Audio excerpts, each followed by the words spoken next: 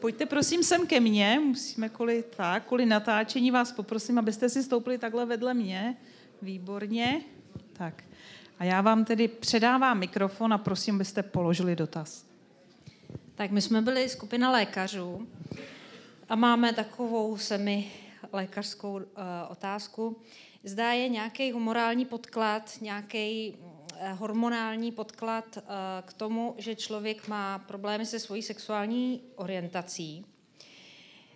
A ještě jednu takovou podotázku, zda existují nějaký procentuální, nebo zda se i nějaký může vyjádřit nějakému procentuálnímu úspěchu té terapie. Jo, děkuji.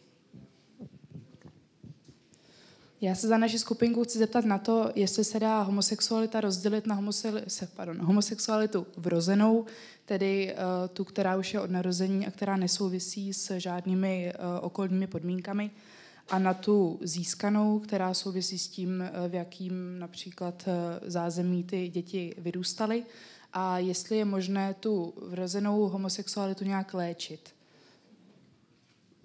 A já jen krátce se chci zeptat, víme, že WHO vyškrtlo homosexualitu z diagnóz. Jestli ty konkrétně nějaký vnímáš homosexualitu jako nemoc?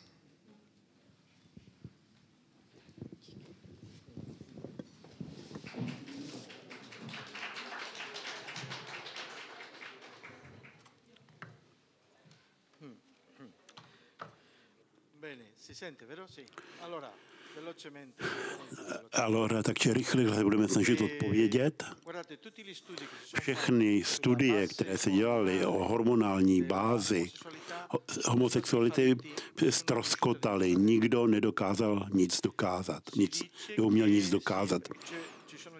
Říká se, že jsou různé, vytvořily se různé hypotézy. Říkají, že homosexuálové mají méně mužských hormonů než heterosexuálové a tak dál. Některé studie na toto téma vytvořily se překvapující výsledky, zešly z toho. Někdy je vidět, že homosexuálové mají méně mužských hormonů, než bisexuálové mají zase ještě víc hormonů mužských než homosexuálové, heterosexuálové. Nechápe se, odkud to je. Čili ty výsledky nikdy nic nedokázaly. Někteří mají hodně těch hormonů, někteří méně. Čili bisexuálové mají více hormonů mužských, takže to jsou studie a jejich mnoho studií na toto téma a závěr je ten, že to není hormonální záležitost. K tomuto závěru se došlo. Někdo se ptá, o jaký procento úspěchu té terapie. Není jednoduché to říci, protože problém terapie spočívá v tom, že mnoho z nich opustí tu terapii. Je těžká, náročná ta terapie a mnoho lidí odejde. Takže těžko říci. Ti, kteří vydrží až do konce, tak úspěch je velmi vysoký. Téměř všichni, pokud u nich nezmizí ta přitažlivost totálně, tak se sníží na úroveň perfektně kontrolovatelnou, která nevytváří v lidech problémy a vedou perfektně heterosexuální život. To je u velmi velké většiny. Já jsem velmi pracoval se zasvěcenými lidmi. U zasvěcených, kteří vydrželi v terapii až do konce, dostali se do bodu, že jim to nevytváří žádný problém u nich. Ta přitažlivost ke stejnému pohlaví. Protože nevytváří zkrátka problém. A úroveň úspěchu je dost vysoká. Ten Spitzer, který dělal tu studii, ten americký psychiatr, dospěl k závěru, že je 70% úspěch, že zmizí ta přitažlivost ke stejnému pohlaví, což je velmi vysoké. To jsou data, která on získal ze svých studií.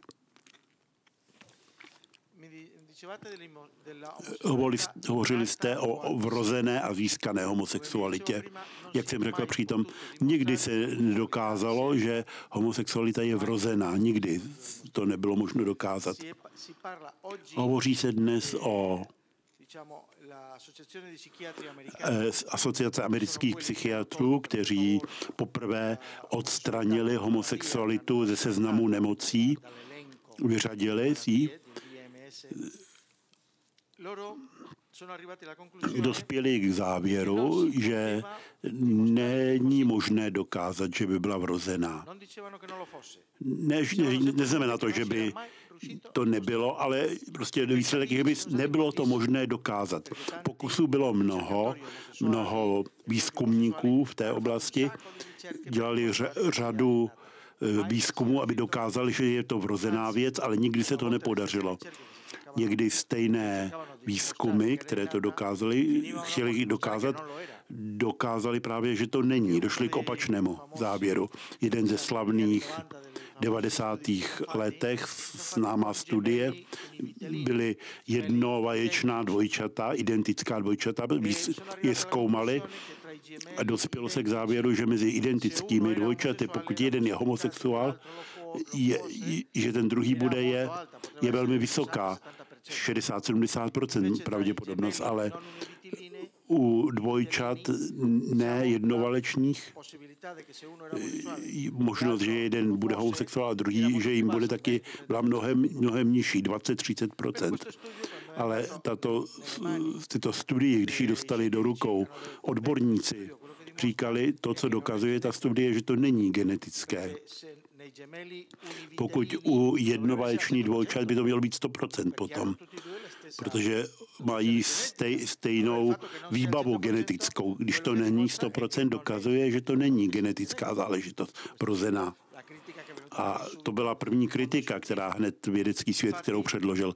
A oni sami, ty, kdo dělali tu studii, museli uznat, že to není pravda, že to nedokazuje nic. Na druhé straně jednovaječná dvojčata bydlí ve stejném prostředí, ve stejné kultuře, stejnou výchovu mají a je velmi jednoduché. Mají stejnou zkušenost stejného věku, je velmi o to jednodušší, že když je jeden homosexuál, že jim bude i ten druhý, protože prožívají podobné zkušenosti. Ale tak to nic nedokazuje. Spíše to vede k myšlence, že to prostředí, je to spíš prostředí, které ovlivňuje. Pokud je to, prostě se o tom nevyjadřují ty psychiatrové, neřeknou, že se neví, zda je vrozená nebo není. Neříkají ani ne, ani ano. Ale všechna předběžné studie, tak jsou toho názoru, že to je věc získaná. A to je i moje zkušenost. Já jsem léčil jednal z mnoho homosexuálů a všichni říkají totéž podobné schéma z rodiny. Bez nepřítomnost otce, maminka příliš ochranářská, často děti jako nemocné, když byly malé, citlivější než obvykle, častý výskyt, více než 70%, že prožili zneužívání v dětství, více než 60% homosexuálů. To je údaj, který jsme předtím neřekli, ale to ukazuje spíše tuto linii. Světová zdravotnická organizace v roce, myslím, nespomínám si, v kterém roce to bylo, že odstranili homosexualitu ze seznamu nemocí. Nejprve to byla americká psychiatrická společnost, ti, kteří vytvářejí ten nejsledovanější seznam nemocí ve světě. A potom v návaznosti na to i Světová zdravotnická organizace odstranila. Ale bylo to také na nátlak amerických psychiatrů. A američtí psychiatrové, kteří se takto rozhodli v roce 75, tak k tomu dospěli po debatě a hlasováním. To bylo. Americká psychiatrická asociace vědecká. A všechna rozhodnutí se týkají vědeckých témat, ale když hovořili o důvodech pro a proti, zda to je nebo není nemoc, udělali prostě hlasování. Hlasovali a v tom hlasování vyhrali ty, kteří říkali, to není nemoc, ale velmi těsným rozdílem. 56 ku 44 nebo tak nějak. Ne všichni, ale byli konzultováni psychiatrové a dělali následně nové šetření, že kdyby se šlo více do hloubky, tak by bylo možné, že by se ten poměr změnil. Ale už prostě to bylo řečeno a američtí psychiatři se rozhodli, že to není nemoc, ale jak říkám, velmi nízkým počtem hlasů. Bylo to hlasování, které vědecky nic nedokazují. Říkají, pokud se říká, když se vědecky se dokázalo, že homosexualita není nemoc, je to lež. Nikdy se to nedokázalo. Bylo to hlasováním, bylo to politické rozhodnutí, nikoli vědecké. A samotní američtí psychiatři to uznávají a stydí se za to. Říkají, bylo to politicky korektní rozhodnutí. A odtud pochází všechno a i nadále se říká, vědecky se dokázalo, ale není to pravda. Nikdy se to nedokázalo, nic na úrovni vědecké. Tak. Druhý blok. Tak teďka druhý blok a které to jsou skupiny?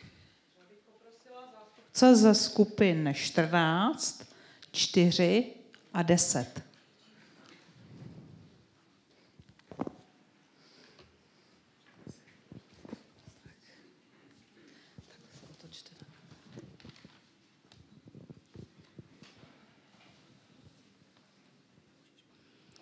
Tak naše skupina měla téma sexuální výchova a etická výchova.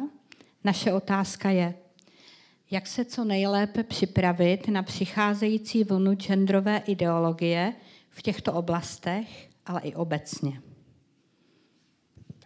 Naše otázka je následující. Je mi 17 let, mám spolužáka, který je věřící, aktivně chodí do kostela, ministruje a řekl mi, že pociťuje, že má homosexuální sklony. Co mám dělat?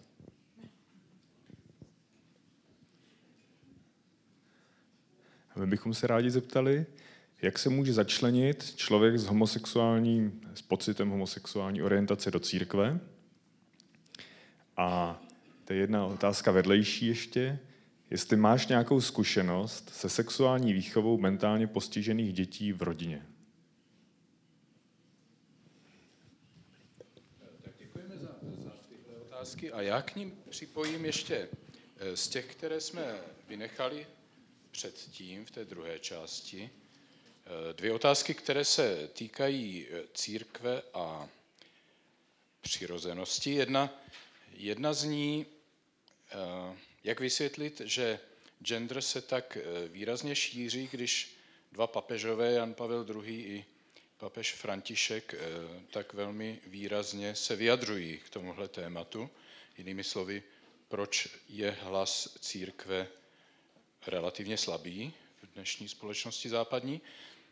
Druhá otázka je, co je základní příčina toho, že se tak prosazuje v západních zemích tahle ideologie, když je proti přirozenosti. Co je ta motivace, nebo co je tajemství úspěchu?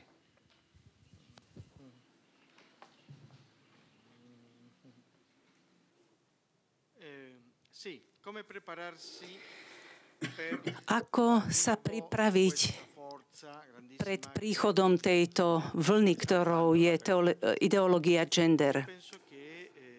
Ja si myslím, že je potrebné predovšetkým vychovávať, pripravovať a dobre informovať. Informovať sa.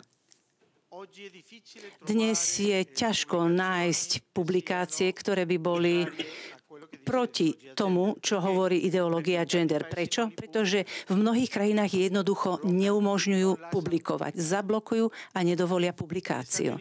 V USA práve Združenie amerických psychiatrov pred 5 rokmi publikovala štúdiu v oficiálnom časopise, výsledok výskumu jedného amerického psychiatra, ktorý dospel k tomu, že pohlavný styk dospelých s deťmi nie sú traumatické pre deti a že to je v poriadku. Publikoval výsledok tohto svojho výskumu. Mnohí ľudia sa proti tomu postavili a povedali, čo to hlásate, jak je to možné, že Združenie amerických psychiatrov ohlasuje tieto veci, že to nie je možné. A tak oni sa obhájili tým, že to nie je mienka združenia, ale jednoducho jedného štúdia. Hoci ktorý člen tohto združenia môže publikovať výsledok svojej práce. Že si myslí tak, alebo akýkoľvek druh štúdie sa môže publikovať. A tak psychiatri, ktorí boli v prospech toho, že homosexualita je negatívna skutočnosť a tak ďalej, sa postavili proti tomu a povedali áno. A prečo naše práce sa nikdy nemôžu publikovať? Pretože ich práce neboli publikované. Človek, ktorý hovorí za pederastriu, môže byť publikovaný. Kto je proti tomu, mu nepublikuje. Čiže ide o totálne blokovanie. Pred niekoľkými rokmi v Španielsku poprvý raz vystúpil jeden slávny americký psychológ Richard Cohen, ktorý už vydal množstvo kníh, ktoré sa preložili do mnohých jazykov o procese uzdravovania homosexuality. On bol homosexuál a sám začal rozprávať svoj príbeh v prvej knihe, veľmi tvrdý príbeh, a potom ako pomaličky sa mu to podarilo z toho dostať, teraz je ženatý, má už veľké deti. Založil celé združenie terapeutov, ktorí pracujú, aby pomohli homosexuálom sa uzdraviť. Ja som tam bol 2-krát na jednom seminári, ktorý mal v Španielsku. Bolo to veľmi zaujímavé, praktické veci, lebo my ako terapeuti rozprávali o tom, ako vyzerajú rôzne metódy. Keď objavili kolektívy gay a lobby gay túto knihu, keď objavili túto prvú knihu, volala sa Pochopiť a uzdraviť homosexualitu, urobili celú kampaň, aby žiadali od všetkých kníhkupectiev, aby nepredávali túto publikáciu. A mnohí ju stiahli z obchodov kvôli tomuto nátlaku. Zaujímavé na vec je, že to dalo veľkú reklamu knihe a to potom všetci vlastne si ju chceli zaobstarať a tým pádom reakcia bola, efekt bol opačný. Druhá vec. Pripravili sme také stretnutie, ako je toto naše, seminár. Bolo to koncom týždňa v jednom hoteli, na dobrej úrovni hotel v Madride. Týždeň pred týmto našim seminárom, hotel pozval organizáciu, ktorá povedala, že nie, takýto seminár sa nesmie urobiť v tomto hoteli, pretože kolektívy gay sa dozvedeli, že v tomto hoteli sa bude robiť ten a ten seminár, postavili sa proti tomu a hotel sa ustúpil od záväzku zo strachu, že kolektívy ako skupiny gays nebudú v prospech tohto hotelu. A tak tam musíme hľadať nejakú školu, nejaké náboženské prostredie, aby sme si usporiadali seminár. To len na ilustráciu, ako vyzerá prenasledovanie. Je veľmi silné, lebo nedovolia, aby sa o týchto veciach hovorilo, aby sa tieto veci publikovali. Preto je ťažko hľadať tieto knihy. Existujú, ale treba ich dobre hľadať, lebo nenájdete ich tak ľahko v obyčajných knihkupectvách, pretože ja som si zobral so sebou 2-3 kníh v talianskom jazyku, môžem vám ich ukázať, ale v španielčine ich mám viacej. V taliančine sú aj iní autori, ako Nicolosi. To je ďalší psycholog, ktorý dobre pracuje s homosexuálmi a tiež založil veľmi zaujímavé združenie v USA s menom NARTH, ktorý prišiel raz do Ríma a bol som tam na jeho konferencii. On je tej istej línie ako Cohen, čiže knižky existujú, len si ich treba vyhľadať.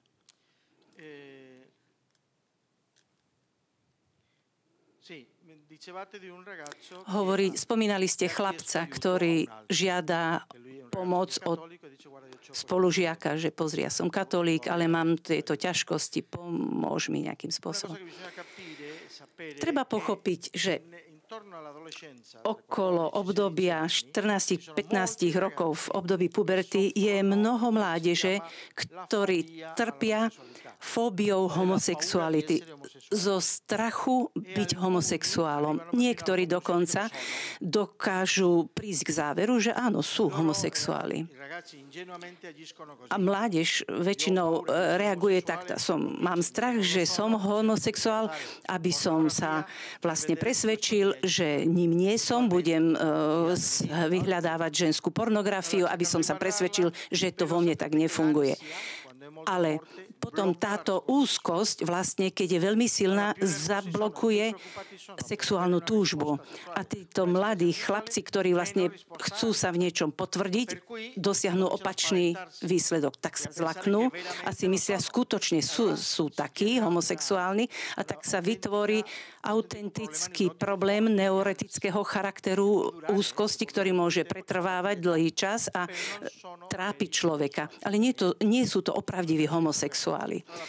Prvá vec, ktorú im treba povedať, že treba sa uistiť, že či ten chlapec skutočne má takúto tendenciu, alebo nie, či to je len strach, obavy. Bolo by to treba prehlbiť. Na druhej strane, ak skutočne ide o tendenciu, je potrebné mu pohľadať pomoc od človeka, ktorý by bol znalý problematiky. Ak by ste išli k psychológom, väčšina psychológov je v politicky korektnej línii.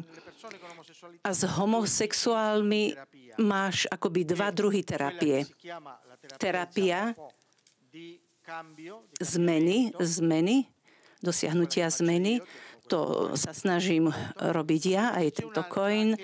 A ďalšia metóda opačného charakteru, terapia potvrdenia homosexuálnej tendencie. Dať tomu človeku pochopiť, že je to žiaden problém, že to je v poriadku, že je taký, žiaden strach. Len nech si nájde vzťah a hotovo. Väčšina terapeutov, ktorí sledujú túto politicky korektnú líniu, sú z toho druhého prúdu a je to veľmi nebezpečné. Ak chcete niekoho poslať za psychológom, musíte si preveriť, akého razenia je jeho terapia. V Španielsku väčšina je tejto druhej línii, lebo je to politicky korektné, nemôže robiť inak predsa.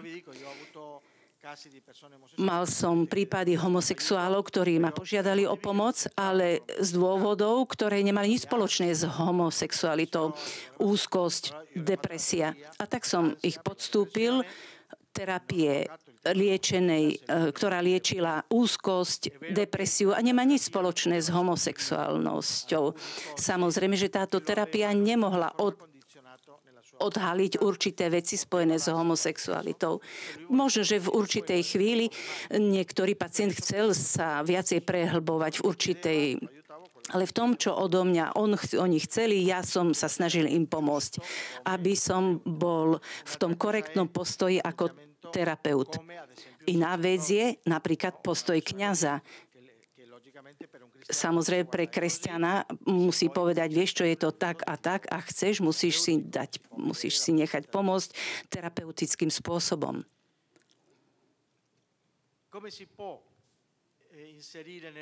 Ako začleniť do cirkvi ľudí s homosexuálnymi tendenciami? Povedal som, že existujú skupiny nazývané odvaha, courage v podstate.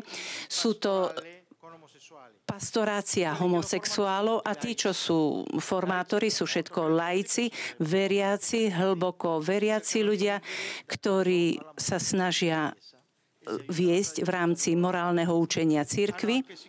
Majú k dispozícii psychológov, ktorí im pomáhajú dobre prežívať tú homosexualitu, prekonávať aj iné zviazané problémy, ale nerobia pravdivú terapiu zmeny. Ale veľmi dobre to funguje a sú veľmi dobre začlenení do cirkvi.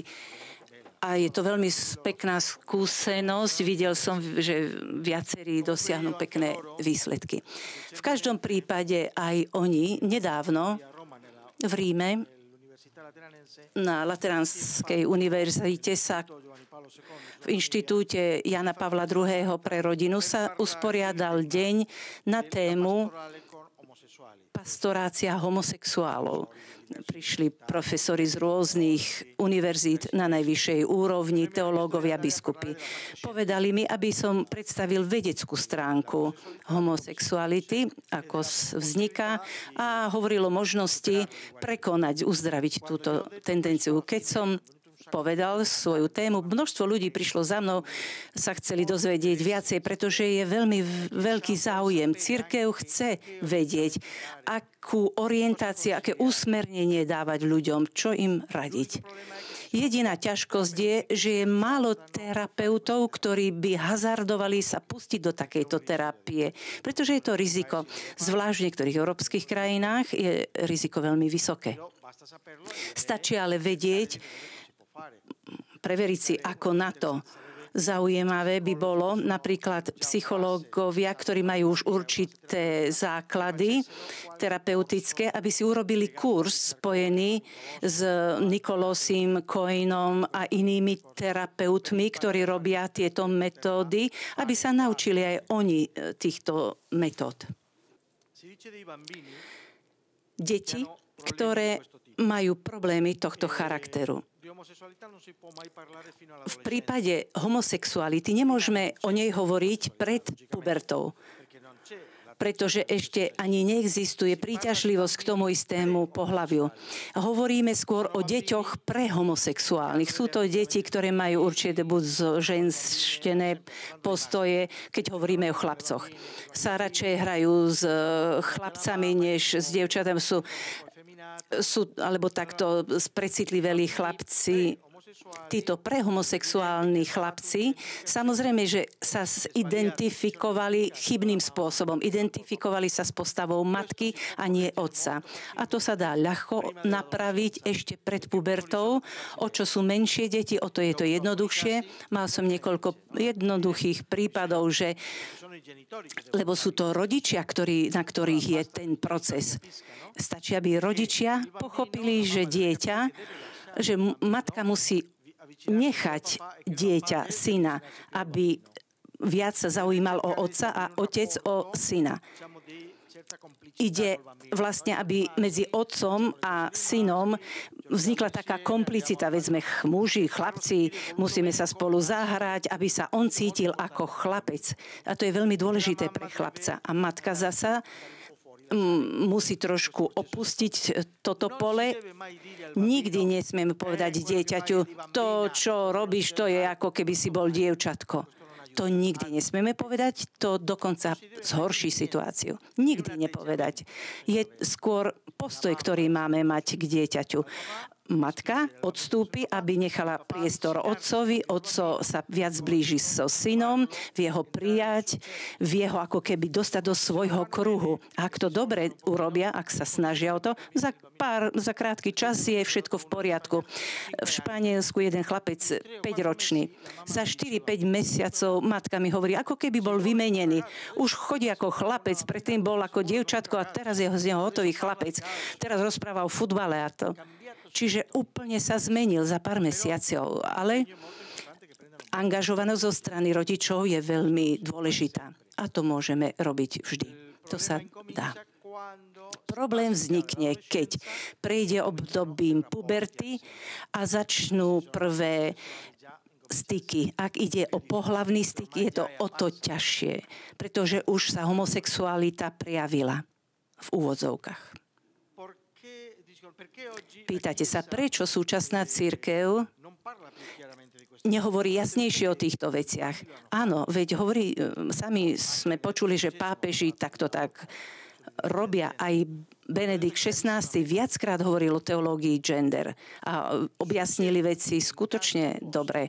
Ale stane sa, že na mnohých miestach, v mnohých cirkvách sú obavy hovoriť o sexuálnej morálke. Mnohí kňazi sa obávajú hovoriť o sexuálnej morálke. Dobre sa im hovorí o sociálnych témach, o chudobe, ale o sexuálnej morálke tej sa obávajú. A aj rozumiem, že v dobe kedy sa o otázkach sexuálnych hovoril veľmi tvrdým spôsobom, všetci skončíme v pekle. Tak to nám hovoril, keď sme boli deti. Aspoň ja si takto pamätám. A z tohto sa prešlo, že sa vlastne o sexuálnej morálke vôbec nehovorí. Ale je to dôležité. Prečo? Pozri. Ja si myslím, aká je misia cirkvi vo svete. Niekto by povedal, aby sme si všetci pomáhali a skončili v nebi. Nie, aby sme boli šťastní. Čo chce Boh od nás? Aby sme boli šťastní. Tešiť sa zo sexu nekontrolovaným spôsobom. Si šťastný? Nie. Nemôžeš byť šťastný. Práve naopak. Vedie ťa do otroctva, k závislosti, k depresii. Jeden slávny americký psychológ Seligman veľmi urobil štúdium medzi šťastím a psychológiou. Tešiť sa z rozkoše nevedie ku šťastiu.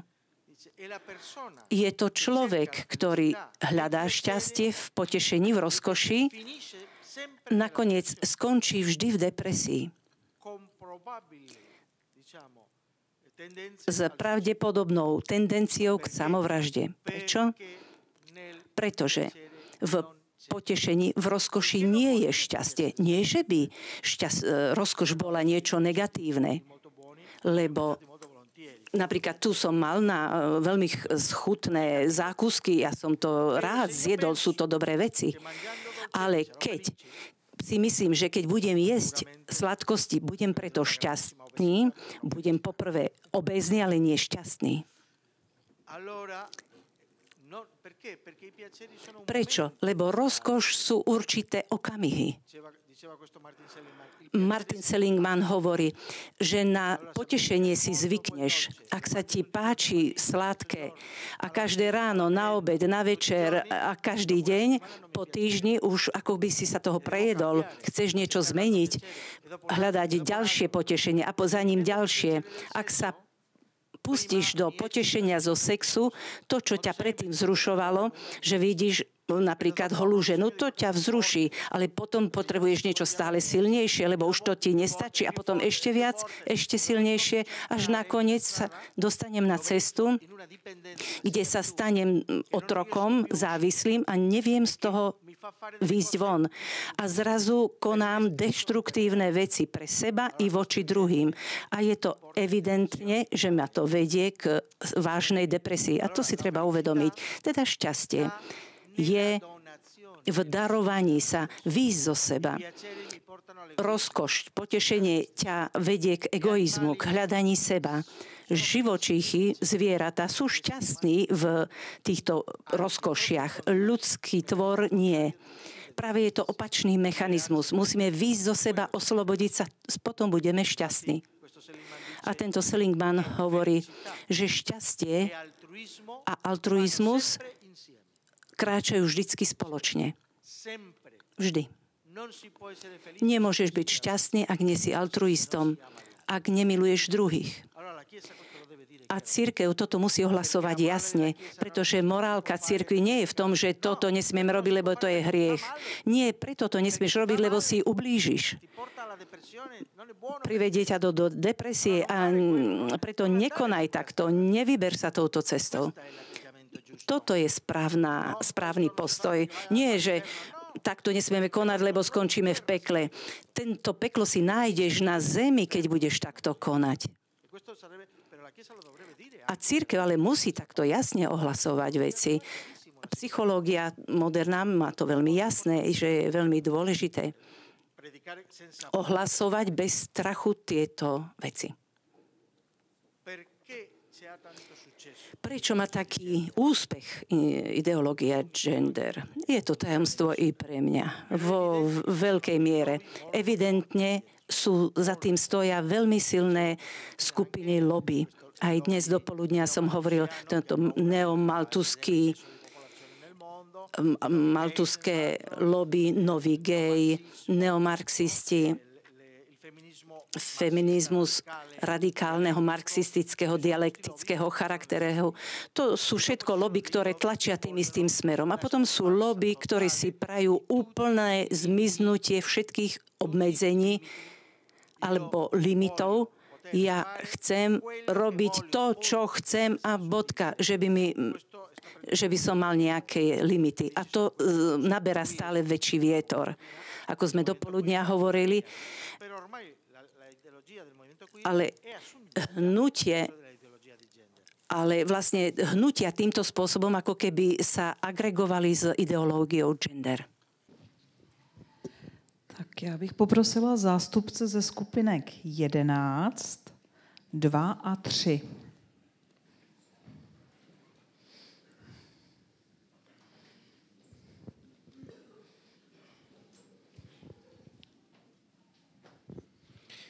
Takže my máme otázku, co můžu já osobně udělat, aby nebyly přijaty špatné zákony, jak můžeme preventivně působit, aby se gender ideologie dále nešířila.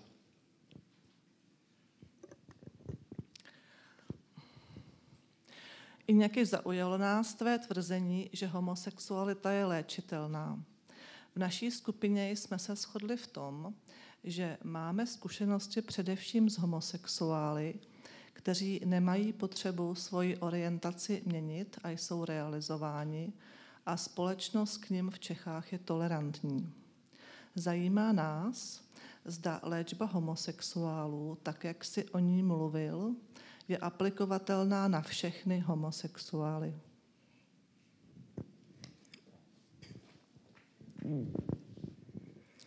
V našej skupinke odznela od jednej z nás otázka.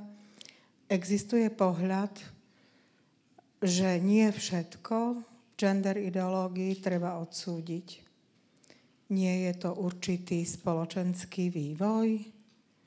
Nie je to napríklad reakcia na rovnosť mužov a žien, to, čo bolo poškodené v mienke? Ako zachovať zdravý rozum a nehádzať všetko do jedného vréca? Aby tak mohlo dôjsť k dialógu, ktorý nie je možný. Já ještě doplním možná otázky z naší skupinky. Ta otázka zněla, jestli je na genderu něco dobrého. A druhá otázka, zda jsou materiály, nějaké studie, které by nám pomohly se lépe orientovat v genderu, případně nám poskytly nějaké vzdělání v této oblasti. A k tomu doplním ještě 3 otázky, které se opět nevešly v tom minulém kole a které se všechny týkají zákonů ve Španělsku. Máme vážnou obavu o zákony ve Španělsku. Premiér Zapatero, co nám to tam nadělal? Jedině Baskové to mohou napravit. Ta první otázka zní, proč vlastně parlament ve Španělsku schválil tyhle zákony, to je velmi jednoduchá otázka, ale na ní navazuje druhá otázka, jak je možné, že tyhle zákony prošly právě ve Španělsku, kde je tolik katolíků, notabene za vlády premiéra Zapatera. třetí otázka na to navazuje. Existuje nějaký jednoduchý soubor nejkřiklavějších zákonů tohoto druhu ve Španělsku, tak aby přečtení neunavovalo svojí délkou? Například 10 jasných názvů těch zákonů. Jestli je nějaký sumář teda toho, co vlastně spadá pod ty genderové zákony, nebo jakási suma těch zákonů.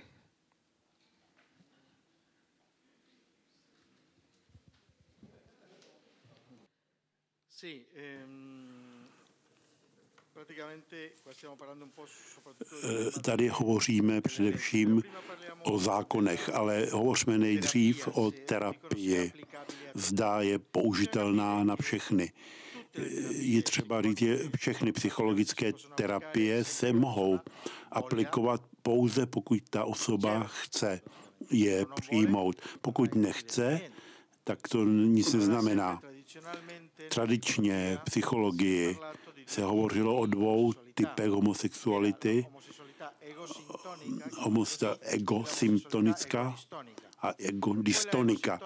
Ta první se považuje osoba, že je rád, když je homosexuál, že je to v souladu s tou osobností, že nechce změnit. Ta nesouladná znamená, že ten homosexuál není spokojený a chce změnit. Je první věc, většina těch, že nesouhlasí, nejsou spokojení a chtějí změnit. Velká většina, i ti, kteří se cítí být mimo, říkají, že nechtějí, si myslí, že nechtějí změnit, ale to je relativní. Je třeba pochopit, že homosexuál zpočátku prakticky nikdo je rád spokojen se svou homosexualitou a někteří postupují silný, tvrdý proces, aby přijali, aby přesvědčili sami sebe, že je to normální a to velmi pomáhá těm homosexuálním lobby, veškeré reklamě, aby se přesvědčili. Když se dokáží přesvědčit, že to je normální, že se nemusí cítit špatně, když jsou homosexuálové, když jim řekneš, že se to může vyléčit, tak tě doslova zbíjí, rozlobí se. To je tvůj názor, já si myslím, že ne. Oni nedokážou přijmout, že ta věc je léčitelná a pokouší se za každou cenu zakázat, zabránit té změně v léčbě, která by vedla ke změně. Většina homosexuálů, když vidí ten pochod gayů, ten gay pride, tak jsou z toho nešťastní. Nelíbí se jim to, říkají, to jsou paňácové, já nechci být jako oni. Nechci, aby mě někdo stotožňoval s nimi. A dělá se velmi jasný rozdíl mezi geji a homosexuály. Gejové, to jsou homosexuálové, kteří jsou spokojení s tím, že jsou homosexuálové a dělají reklamu a zúčastňují se na těch lobby. A homosexuálové jsou všichni ostatní, kteří se s tím nesmířili. Jeden psycholog říkal, že teď největší odvaha pro homosexuála není vyjít ze skříně jakoby, a přijmout, že je homosexuál veřejně, to ne. To nejtěžší pro homosexuál dneska je vyjít jakoby ze skříně, říct, já jsem homosexuál a chci se změnit. To je mnohem riskantnější dnes, říkali. Proč? Protože budou pronásledováni brutálně těmi skupinami gayů. Neumíte si představit, jak krutě, protože oni si stěžovali na pronásledování, což proti nim, což je pravda, byla brutální v minulé době a velmi nespravedlivá, ale teď oni dělají totéž s těmi, kdo chtějí se změnit. A to jsou tedy tyhle opačné postoje, které se vytvářejí. Člověk, který se nechce změnit, tak je zbytečné mu něco říkat. Musíme ho mít rádi, tak jaký je, a říct si mu, že nesouhlasíme s jeho životním stylem, se nám zdá, že není dobrý, a poradit mu, aby změnil život. Ale problém je, pokud nechce, tak konec. Přijmu ho, jaký je, mám ho tak rád a jdu dál. Myslím, že to je ten správný postoj. Je to menšina, ale říkám, většina homosexuálů nechtějí být homosexuály.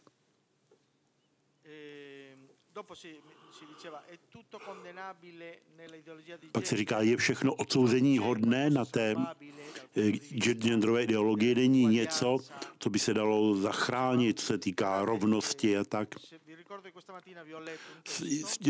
Ráno jsem vám četl text, kdy jedna feministka říká, přijmout genderovou ideologii pro feminismus je jeho sebevražda. Říkala, protože je evidentní, že genderová ideologie nebrání rovnost muže a ženy, ale brání, vede ke zničení mužství a ženství. Totální zničení. Nemá z toho prospěch ani muž, ani žena, nikdo.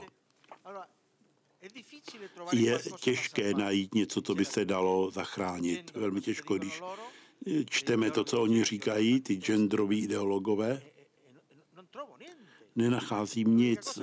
Jediná věc, kterou možná můžeme zdůraznit, je svoboda osoby. Ať si každý dělá, co chce, každý je svobodný. A konec. Ale potom nevidím nic, protože je to destruktivní. Netolerantní, nepřijímají žádnou možnost debaty nebo dialogu. Je těžké říct, že nechci být radikální, ale ať hledám, jak hledám, nenacházím. Je to bojovný, válečnický postoj, ale je velmi důležité, abychom my se nepostavili do stejného pytle, nenaházeli do stejného pytle feminismus a genderovou ideologii. Genderová ideologie jsou pro ní radikální feministky. Ale jich je málo, jsou to extremistky, ty radikální feministky.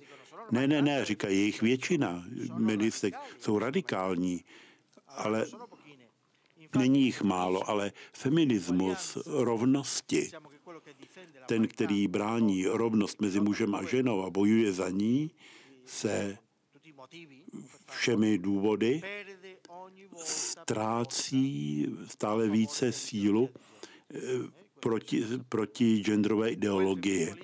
Tento feminismus je třeba podporovat a církev alespoň ideologicky ho podporuje. V praxi víme možná, že jaké jsou nedostatky i v církvi, protože církev je maskulinní, jako společnost je maskulinní, ale ne ve svých principech.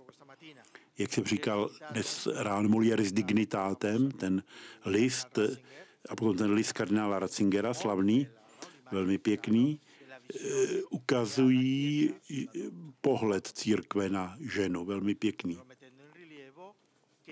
A ve skutečnosti to, co žena zdůrazňuje, je to podstatné, protože žena zdůrazňuje více lásku a to je to podstatné na křesťanství. Muž více zdůrazňuje hierarchii, struktury. To je důležité, ale není to podstatné. Není to charakteristika křesťanství a velmi důležité si to uvědomit. Nepoměřovat úlohy sociální, nepoměřovat je ve funkci maskulinního vidění, které je hierarchické. Pro muž, musíme to uznat všichni, pro muže je nejdůležitější rozkazovat. Musíme někomu rozkazovat, pokud ne, necítíme se realizovaní jako muži. Všichni jsme se narodili proto, aby jsme byli hlavami. A jinak, pokud tomu tak není, tak se cítíme zle. Čili hierarchizujeme hned všechno. Ale žena více vytváří společenství. To je větší charakteristika křesťanského společenství. Láska, vzájemnost, společenství. Je třeba klást důraz na to, co je důležitější. A jak jsem vám říkal, myslím, že je mnoho věcí, které se musí změnit. Církev fungovala v formě velmi maskulinní, velmi hierarchizované, dávala důležitost hierarchii, hlavám. A to není vůbec křesťanské. Je důležitější, aby ženské charakteristiky vycházely na povrch v církvi mnohem víc, protože jsou to ty, které skutečně ukazují podstatu toho, co to je být křesťanem. A i muži to musíme žít. Žena svou přirozeností je k tomu více vedena. Je krásná meditace Chiary Lubichové, kterou vám doporučuji, abyste si ji vzali. Maria srdce lidstva se jmenuje, kde ona končí tím, že říká, že žena, je-li skutečně ženou, je srdcem lidstva. A to je velmi důležité. A pak jdeme k těm zákonům ve Španělsku.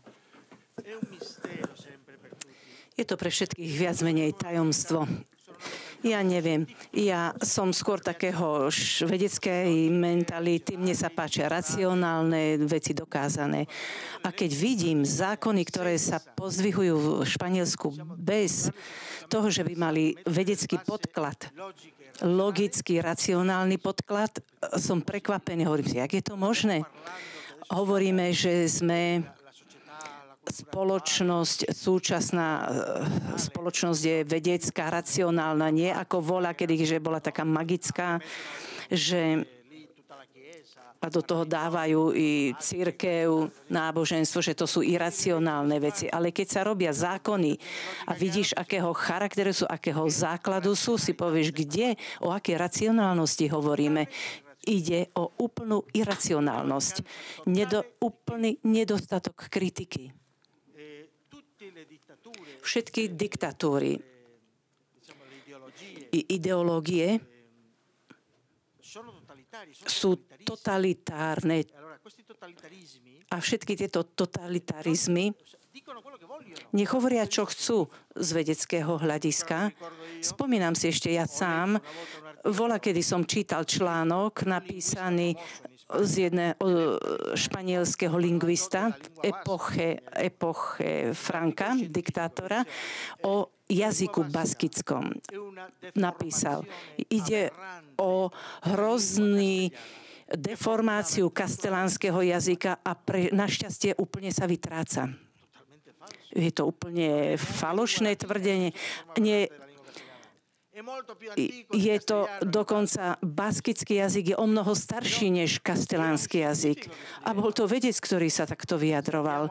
Ak sa ideme a čítame štúdia, čítame vedecké fašistické práce o ariánskej rase, povieš si, aké sú to hlúposti, ale všetko to mali ako keby vedecky podložené. Ide o úplnú manipuláciu vedy. Nehovoria, čo chcú, lebo to nevedia dokázať. A to sa veľmi overuje v Španielsku.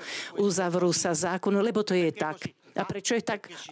Lebo vedecky sa ukázalo, že je to tak. A ty povieš, áno, kto to dokázal? V akej práci, v akom výskume? Nikto nevie odpovedať, lebo neexistujú. Ale tvrdia, že je to vedecky podložené. Ako som povedal, Lapa nepovažuje homosexualitu za chorobu, to akože je vedecky podložené. Nikdy to nebolo vedecky podložené, ale nikdy. Je to politické rozhodnutie? Niekto by mohol povedať, dobre, je to možno pravda, možno, že nie. Ale to, čo je objektívne pravda, že to vedecky nebolo nikdy dokázané. Aj keď sa tvrdí opak. A nikto proti tomu nebude debatovať. Nedávno v Taliansku sa hovorilo aj na niektoré tie témy, či zabrániť, aby homosexualita bola liečená. Jeden Talian chcel vlastne predložiť takýto zákon, že homosexualita nie je choroba, že ju netreba liečiť. A v novinách som čítal, lebo vedecky sa dokázalo, že skutočne je to veľmi škodlivé pre homosexuála podrobiť sa liečebnej terapii. A ja som prečítal množstvo štúdií, hovorím, odkiaľ vyčítal toto štúdium, ja o ňom neviem. A roky pracujem v tejto oblasti a viem o všetkom tom, čo sa tvrdí. A jednoducho sa to tak tvrdí, lebo všetci si takto tvrdia. A ak veci fungujú takto, mnohé z týchto zákonov štartujú z týchto nikdy nedokázaných princípov. A to je jedna zo síl ideológií, že sa vychádza z predpokladaných vedeckých teórií, ktoré ale neboli nikdy dokázané. A to by veľmi dobre vysvetľuje to, čo sa deje. Ten tlak zo strany skupín, lobby a podobne.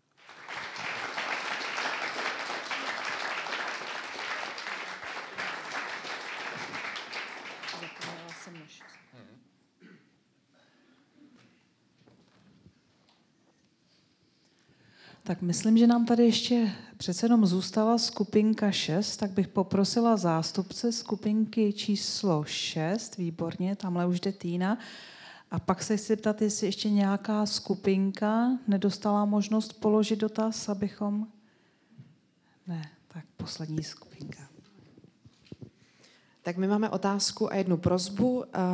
Ty jsi uvedl nějaké důvody či předpoklady, proč se z muže stane homosexuál. My jsme chtěli poprosit, aby si to doplnil ještě pro ženu. A potom jsme se pozastavili u toho, že ty předpoklady teoreticky nám vyplývaly, že ten muž je potom submisivní anebo je nějak ženštější. Tak jestli toto pochopení bylo správné, potažmo jestli potom v té homosexuální dvojici se můžeme bavit o tom, že si nějak rozdělují role na ženštější, mužštější. Děkuju. A možná bych, pokud ještě zůstane čas na konci, tak možná bych dal ještě jednu takovou otázku osobní i nějakému. A možná by to bylo pro nás všechny zajímavé, kdyby řekl něco o svojí vlastní životní cestě. Kdyby řekl o svých vlastních životních rozhodnutích, klíčových bodech svého života, proč dělá to, co dělá a jak se k tomu dostal. A jak to bude s Baskickem a jeho svobodou.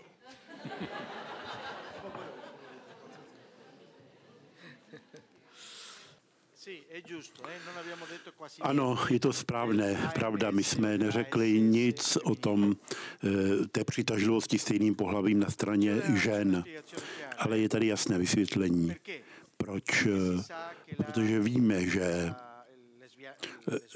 lesbický postoj nebo ženská přitažlivost stejným pohlavím je mnohem méně častá než u mužů. A jsou proto dva důvody. Jeden je velmi jasný. Malé dítě vždycky se identifikuje s maminkou. Ať je to chlapec nebo děvče. Vždycky. Počítá se, že v roce a půl věku dítě si uvědomuje, že je chlapeček nebo děvčátko. Roka půl si to uvědomuje. A ve 3 letech všechny děti se už identifikovaly se svým pohlavím, nebo s pohlavím nějakým. A dítě, aby se identifikovalo se svým pohlavím, se musí odpoutat od vztahu, krásného vztahu ochranářského maminky a přiblížit se ke vztahu s tatínkem, který je obvykle chladnější, větší vzdálenost, ale není to krok jednoduchý. Ale děvčátko nemá tenhle problém, protože je to kontinuita u ní. Má krásný vztah s maminkou jako malá, potom si uvědomí, že je děvčátko, pokračuje ten vztah s maminkou, není potřeba se odpoutat. Známá feministka americká, italského původu, teď si nepamatuju, jak se jmenuje. Ona je lesbička, ale je to velmi inteligentní osoba, univerzitní profesorka, velmi hlavu na místě má a říkala, mužskost je těžké ji dosáhnout, mužskosti. Camilla Paglia, myslím, že se jmenuje. Je těžké ji dosáhnout té mužskosti, protože chlapec se musí odpoutat od krásného vztahu. Musí se cítit přijatý nebo přiblížit se ke vztahu, který je chladnější jako vztahu s otcem. A kromě toho musí být uznán od ostatních dětí, od svých vrstevníků jako chlapec. A to je těžký proces. Ale žena to má, děvčátko to má jednodušší. Nemusí se odpoutat od maminky a děvčátka jsou méně soutěživá. Spíše mají tendenci přijmout. Fenomén u mnoha homosexuálů, že mají hodně přítelkyň. Výborných přítelkyň, ale nemají přátele, muži, myslím. To je typické, protože s děvčaty se cítí dobře, cítí se přijati. Děvčata jsou a potom mají velký úspěch také u děvčat, protože je to muž, pro mnoho děvčat je muž, ale není nebezpečný. Snadněji s tím navazují takový zvláštní vztah, protože se cítí přitahoval, ale má strach od mužského světa. Děvčata, jak jsme řekli, ženská homosexualita je mnohem méně častá. Když vznikne ženská homosexualita, víme, že procento zneužívání u homosexuálů je 60%, u děvčat je to homosexuálních to 70%, která prožila zneužití. Například především to traumatické zneužití, mají strach ze vztahu s mužem a utíkají se k citovému vztahu s ženou.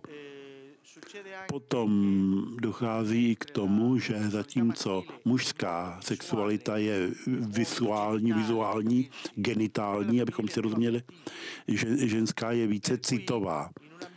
Proto v prostředí takovém afektivním mezi ženami děvče, které mělo špatný vztah s maminkou, má tendenci hledat tento vztah s jinými ženami a mohou se vytvořit vztahy nikoli sexuální, ale afektivní, citové, velmi silné, velmi takové přilnavé a velmi žárlivé, protože se ukazuje velmi u nich potřeba mateřské lásky, která jim chyběla. A může se jevit tady, ukázat se, ta homosexualita se projevit a lesbické vztahy. I jsou případy děvčat, která měla depresivní maminku, prožívající deprese, je takový model matky, která je jako ubohá, jako žena.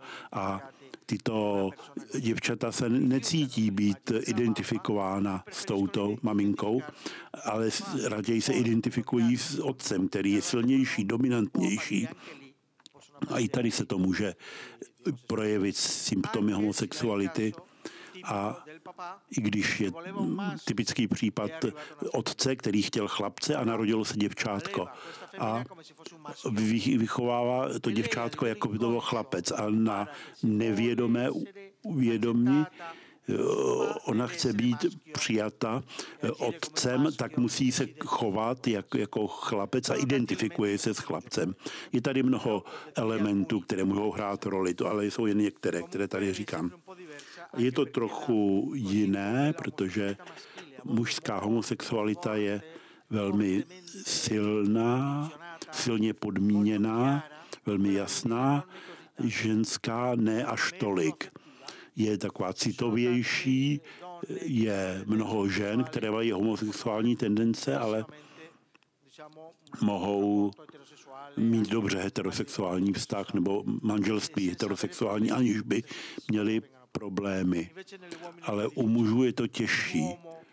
Muž, který má homosexuální tendence a který má heterosexuální přitažlivost, a ožení-li se možná nedokáže kontrolovat tu homosexuální tendenci a bude vést dvojí život. To je velmi časté u mužů. Čili jen jsou některé prvky. Pokud jde o ty role homosexuální mezi homosexuály, víte, že mezi homosexuály je velká variabilita, závisí velmi na zkušenostech, které prožili v dětství. Existuje homosexualita, která se jeví se, projevuje se velmi brzy. Rok a půl, když je špatný vztah s otcem, špatný vztah s matkou, která je ochranářská a už se to dítě identifikuje s maminkou. Ale potom je identifikace špatná, která se může projevit později u větších dětí, protože není dobrý vztah s otcem, maminkou ano, ale ne s otcem, těžkosti se vrstevníky a může se více později identifikovat. To jsou ty dva typy a mnoho homosexuálů říká, pokud si vzpomínám, vždycky jsem byl homosexuál. Protože nikdo si nevzpomíná, co bylo před 4. rokem života. V 4 letech už je každý identifikován homosexuálně. Někteří jsou ta identifikace druhého typu, tato identifikace pomílená, došlo k ní později. A ty si více uvědomují, jak se u nich narodila homosexualita, ale ti předešlí ne. Pokud si vzpomínají, už měli tu tendenci identifikovat se. Tyto role homosexuální v závislosti na prožitých zkušenostech, zraněných a afektivních v dětství, může to přijmout jiné úlohy, různé úlohy. Existuje homosexuál, který je v úvodovkách víc muž, má víc ve formě konání, jak se chová, potom jiný je více závislý, jeví se více jako žena, hledá ochranu, hledá lásku, je pasivnější. Jsou tyto dva typy mezi homosexuály i mezi ženami homosexuálními. Může se opakovat tento model. Jedna, která se jeví více jako muž, jiná více jako žena.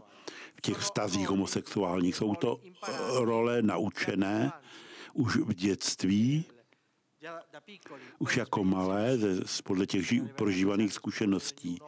Je třeba vidět, analyzovat zkušenosti každého, vztah s maminkou, se s tatínkem, vztah s blízkými příbuznými, vztah s vrstevníky.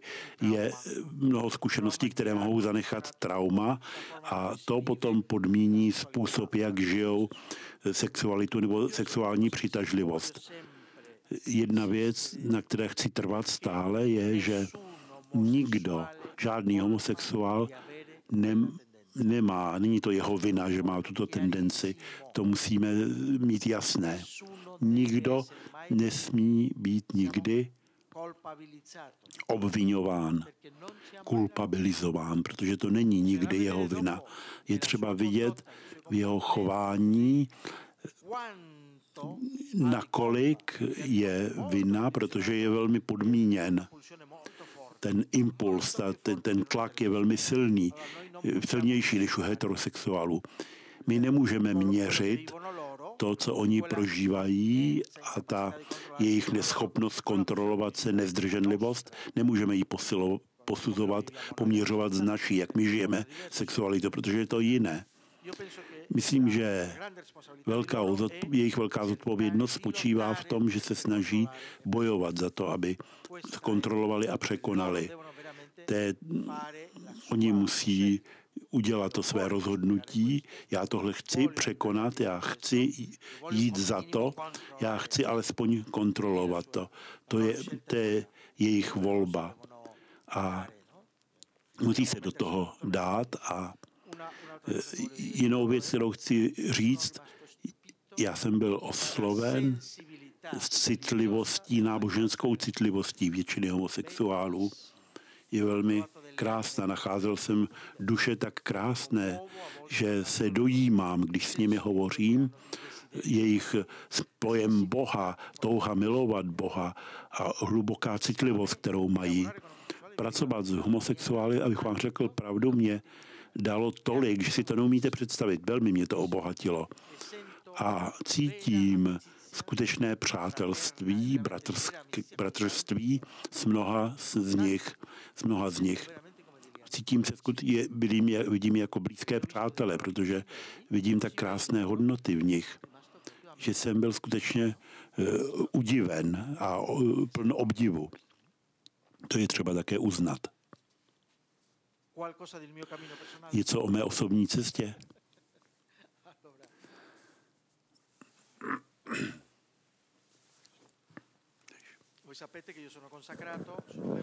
Viete, že ja patrím do hnutia Focolare, som zasvetený Bohu, som sa narodil v baskických krajinách v 52. roku, nemusíte počítať.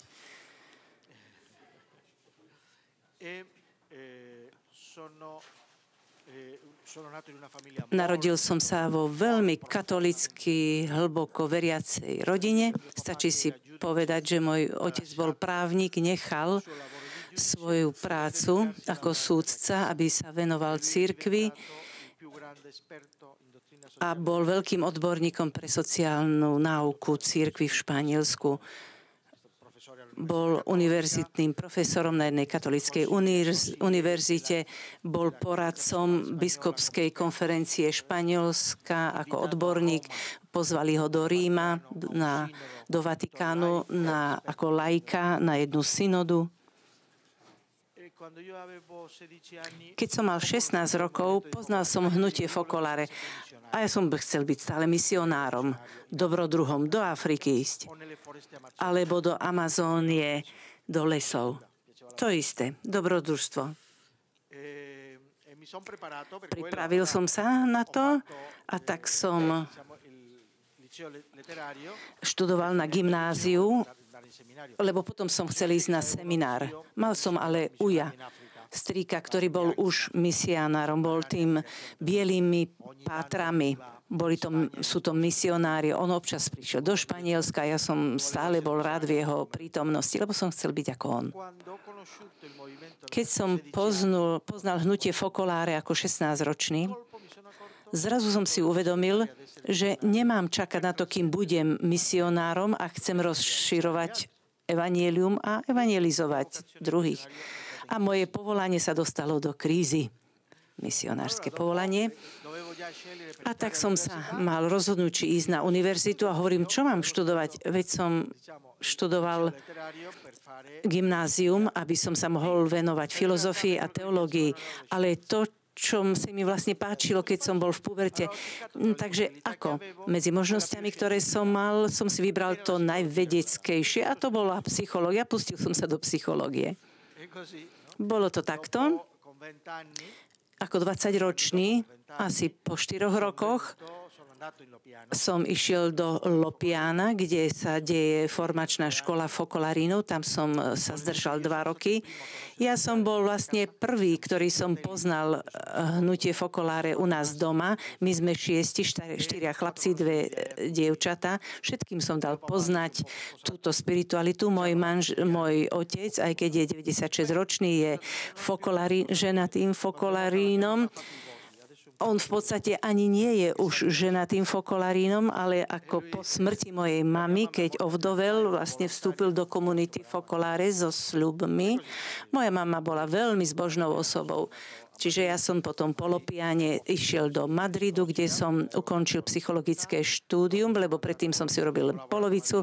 Potom som pracoval v jednej škole ako psycholog v Bilbao. V roku 80 som išiel otvoriť jednu komunitu Focolare do baskických krajín, potom do Madridu na rok a v 89. som bol poslaný do Kórei, do Focolare v Seule. Až do 93. roku som bol v Seule. My, Baskovia, sme veľmi tvrdohlaví, ale Kórejčania ešte viac. No ale a tak som som sa skorej dostal v takej depresii, taký ubitý. Vrátil som sa do Lopiana na mesiac, aby som si oddychol. Niekto mal geniálnu myšlienku pozvať ma lyžovať. Ja som nikdy nemal lyže na nohách a zlomil som si nohu a namiesto mesiac, bol som 2,5 mesiace nehybný, aby som... Potom ma poslali, som išiel do Kolumbie, do Latinskej Ameriky. Tam som si robil krásnu skúsenosť, fakt ako misionár. 6 rokov v Kolumbii, kde som chodil do kolumbijských lesov s pôvodným obyvateľstvom na kanoe. Dalo by sa napísať o tom hotová kniha. Raz to urobím. Tam som urobil, čo sa dalo. 2-krát ma vlastne s pištolou ma uniesli a potom mesiacom asi som bol len 1 mesiac jeden pôvodným obyvateľstvom uprostred lesov. Všetko možné. Bol som skutočne ako misionár. A v 99. som sa presťahoval na Filipíny do citadely hnutia Focolare v meste Tagaytay. Ak chcete navštíviť nejaké krásne miesto, choďte tam. A v roku 2000 ma požiadali, aby som sa vrátil do Španielska. Vrátil som sa a vtedy som začal výlučne pracovať pre psychologickú terapiu. Urobil som si master, aby som sa trošku oboznámil s modernými tendenciami a potom som stále už pracoval najprv s obeťami mobbingu, šikány, potom v diecéze, potom so zasvetenými Bohu, fokolarínmi až do roku 2015, kde som sa vrátil do citadely Lopiano v Lopiane, kde pracujem výlučne pre hnutie Focolare a už tam som asi 2 roky. Chcem vám len povedať, že krízu, ktorú som prežil v Kóri, som sa na 100% dostal v roku 2000 po 7-8 rokoch. Lebo som tých 7-8 rokov žil v takej polovičnej, nevyriešenej depresii, kde som videl všetky svoje nedostatky sebe a úcty a cítil som sa neschopný čeliť sám sebe. A prežitá skúsenosť mi veľmi pomohla potom, aby som mohol pomôcť ďalším osobám, zvlášť zasveteným ľuďom, ktorí som videl, že prechádzajú podobnými skúsenosťami ako ja. A to, čo vo chvíli, ako nechápeš si, povieš, mama mia, čo som urobil, že takto musím sa trápiť, potom si uvedomíš, že to bol veľký Boží dar. A to ťažké obdobie je tam. Medzi iným, to bola aj príležitosť, aby som bol aj misionárom v tom istom období. Bol som misionár, lebo to bola pre mňa forma, ako utekať sám od seba, venovať sa sociálnym dielam uprostred lesov, pralesov, ísť medzi najchudobnejších pôvodné obyvateľstvo. Ale bol to útek od seba samého. Až do roku 2000, keď som sa konečne naplno dostal a začal pracovať pre terapiu druhých a tým pádom som vyriešil svoje ťažkosti. Veľmi mi pomohlo pomáhať druhým. A skutočne musím ďakovať Bohu za tento dar, že som sa trápil toto obdobie, lebo teraz môžem viac pomôcť druhým. Čiže takto. Ďakujem vám.